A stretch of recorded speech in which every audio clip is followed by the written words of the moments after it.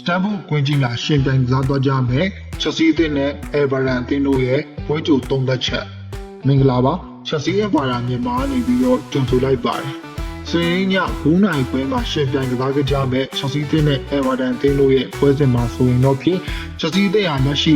အဆင့်9နေရာမှာရမှတ်25မိနစ်ရပ်တည်နေပါတယ် Everton အသင်းကတော့ဒီ24မိနစ်အတူအဆင့်9နေရာမှာရပ်တည်နေပါတယ်နောက်ဆုံးထိပ်တိုက်တွေ့ဆုံမှု9ကြိမ်မှာဆိုရင်တော့ဖြစ်ချက်စီးအသင်းက2ကြိမ်နိုင်ထားတယ်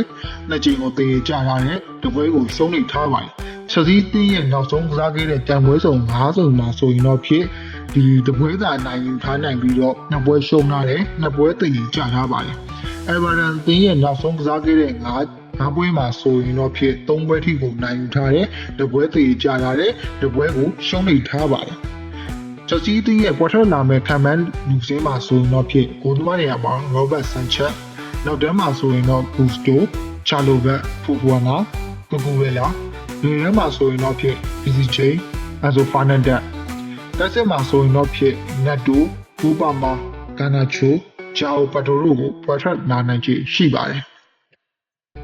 ချက်စီးတင်ဟာရလက်တွေကိုပြန်လည်စိုးဝါးနေပြီးတော့ကျွန်တော်တိုက်စစ်ပိုင်းရောခန်းစစ်ပိုင်းရောအားနည်းချက်တွေရှိလာခဲ့တာကိုကျွန်တော်တို့မြင်တွေ့လာခဲ့ရတယ်ပြီးခဲ့တဲ့နှစ်တွေတုန်းကလိုမျိုးပဲဒီချိန်လောက်ဆိုရလက်တွေစိုးဝါးတက်တာချက်စီးတင်ရဲ့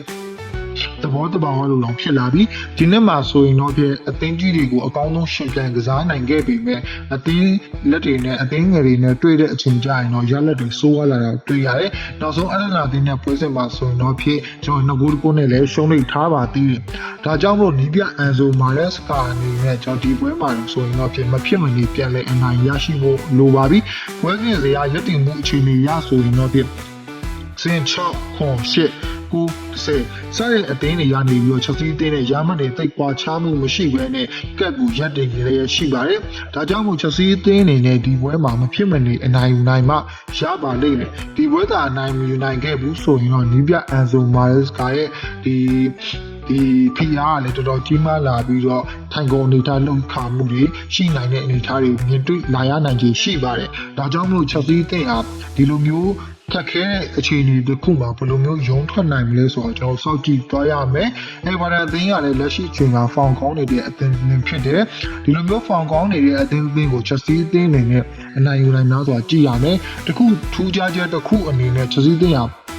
ဖောင်ကောင်းနေတဲ့အသင်းတွေနဲ့တွေ့တဲ့အခါကျရင်ရလက်တွေပြန်ပြီးတော့ကောင်းမွန်လာတဲ့အခြေအနေမှာရှိရဆိုတော့ကျွန်တော်တို့အားလုံးသိရှိပြီးသားဖြစ်လိမ့်မယ်။ဒါကြောင့်မို့ချက်စီးအသင်းရဲ့ရလက်ဆိုးဝါးမှုတွေ